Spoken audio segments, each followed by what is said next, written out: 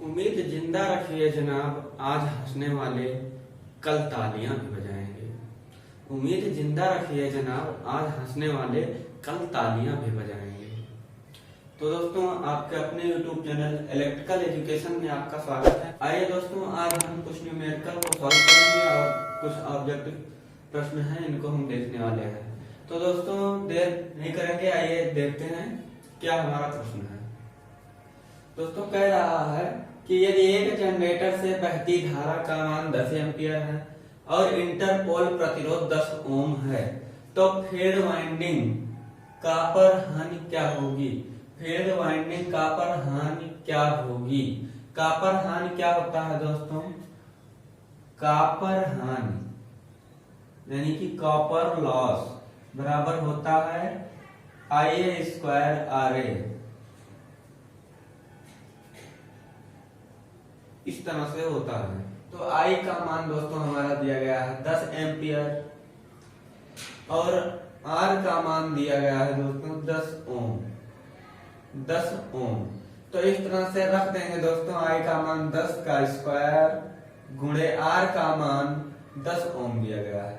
तो इस तरह से दोस्तों जब सॉल्व करेंगे, 10 का वर्ग करेंगे 10⁻100 गुणे 10 करेंगे, तो इस तरह से निकल के हमारा दोस्तों आ जाएगा 1000 वाट। यही हमारा आंसर हो जाएगा। 1000 वाट आंसर हो जाएगा।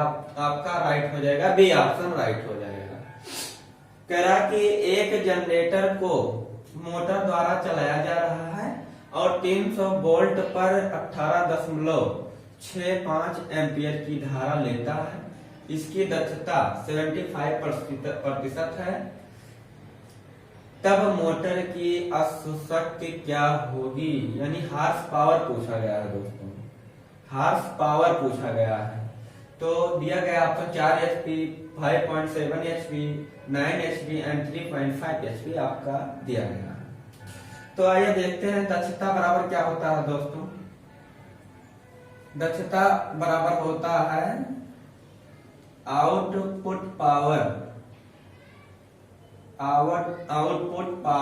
अपान इनपुट पावर होता है। आउटपुट पावर बराबर इनपुट पावर होता है। तो दोस्तों हमारा दिया गया है, आपका दक्षता दिया गया है 75% एंड आपका इसमें इनपुट दिया गया है। इनपुट बराबर दिया गया है, इनपुट बराबर हमारा दिया गया है 300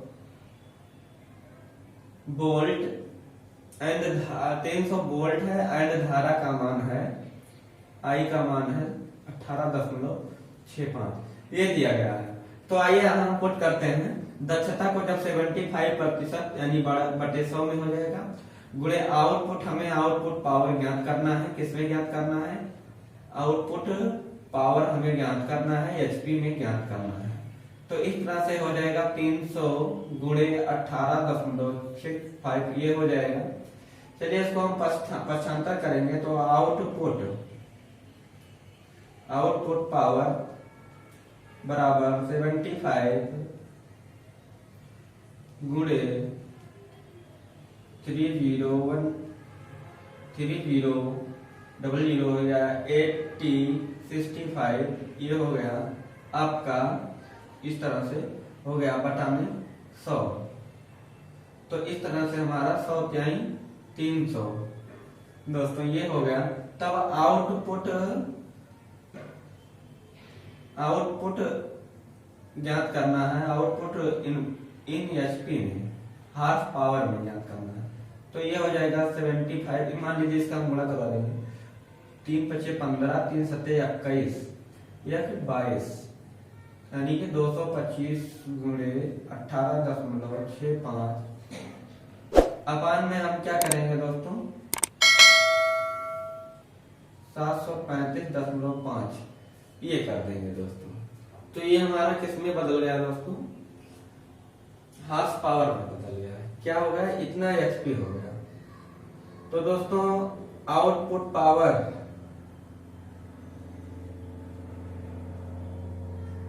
इन एचपी में ज्ञात करना है।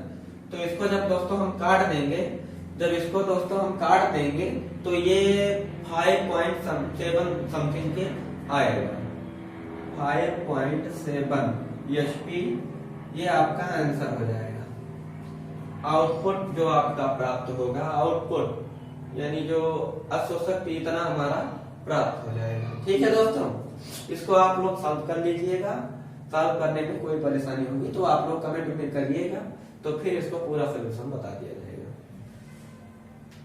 आइए नेक्स्ट प्रश्न को हम देखते हैं। दिया गया है कि यदि किसी आर्मेचर कुंडली में 2 ओम का प्रतिरोध है, 2 ओम का प्रतिरोध है, इसमें प्रवाहित होने वाली धारा 20 एम्पियर है, तो डीसी जनरेटर में उत्पन्न होने वाली आर्मेचर कॉपर लॉस दोस्तों, फिर वही आप 47 नंबर प्रश्न में अभी देखा आपने, कॉपर लॉस क्या होता है दोस्तों, I²R होता है। तो आइए हम उसको देखते हैं।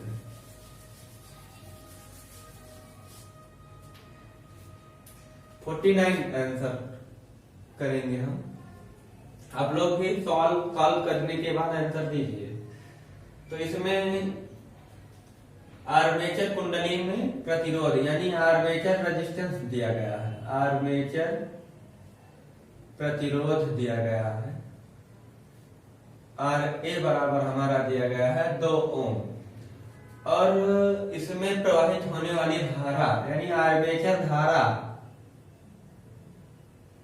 आर्मेचर धारा का मान यानी इसे हम शॉर्ट में IA कहते हैं, दिया गया है 20 एम्पियर।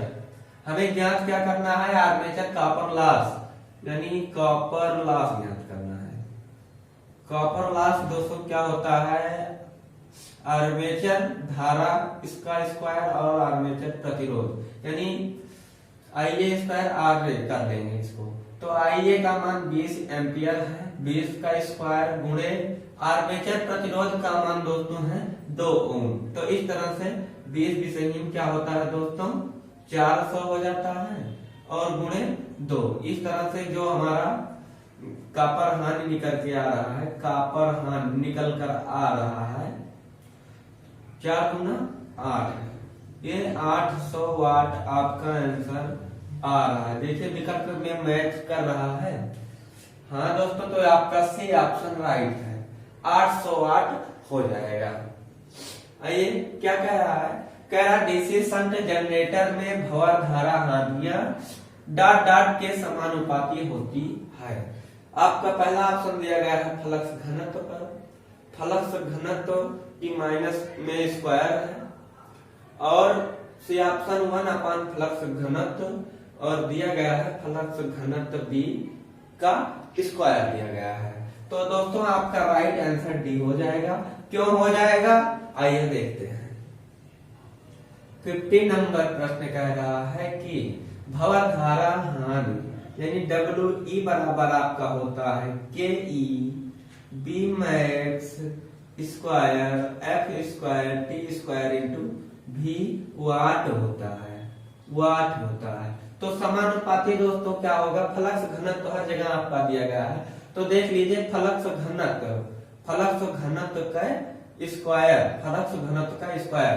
देखिए ये माइनस लगा इसलिए ये गलत हो जाएगा, फ्लक्स घनत्व गलत हो जाएगा, 1 फ्लक्स घनत्व है ये नहीं है, ये भी गलत हो जाएगा। तो इस तरह से फ्लक्स घनत्व का स्क्वायर आपका राइट आंसर हो जाएगा।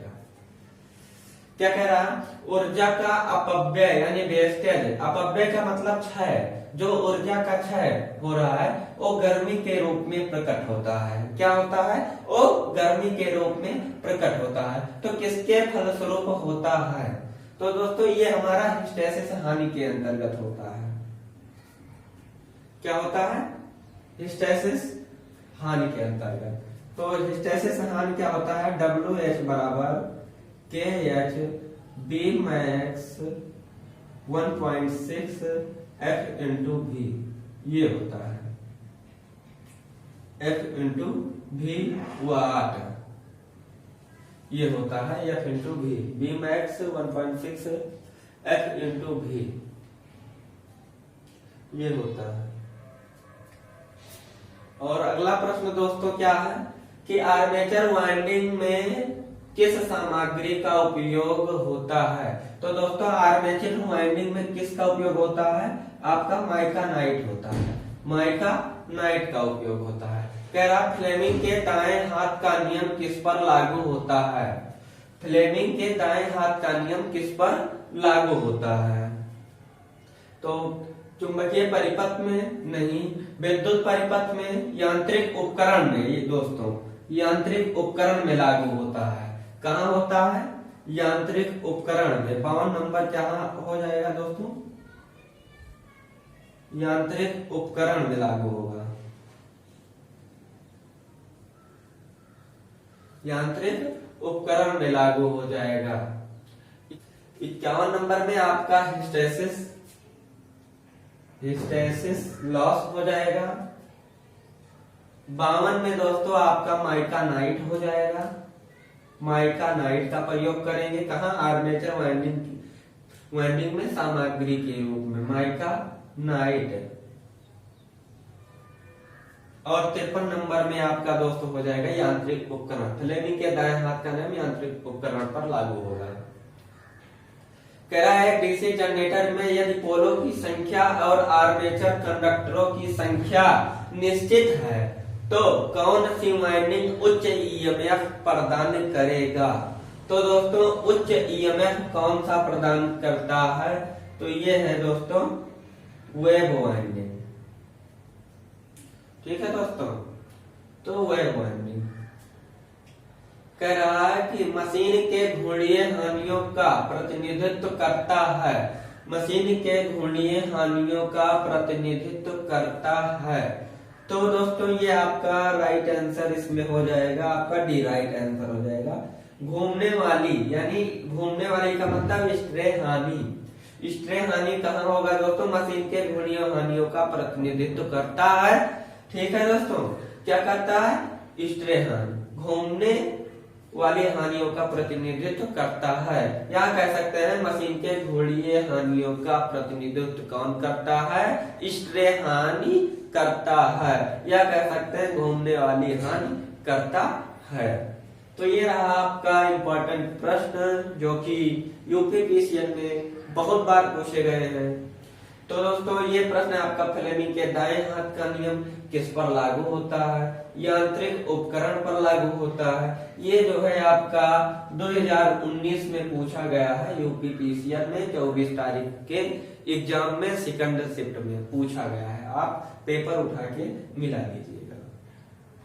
तो दोस्तों ये रहा आपका प्रश्न, फिर अगली वीडियो में मिलते हैं नेक्स्ट टॉपिक के साथ। तो दोस्तों अगर चैनल पर नए हैं तो चैनल को सब्सक्राइब कर लें, बेल आइकन दबा लें, जिससे हर वीडियो की नोटिफिकेशन आपको सबसे पहले मिले। तो दोस्तों जय हिंद, स्वस्थ रहिए, मस्त रहिए, व्यस्त रहिए।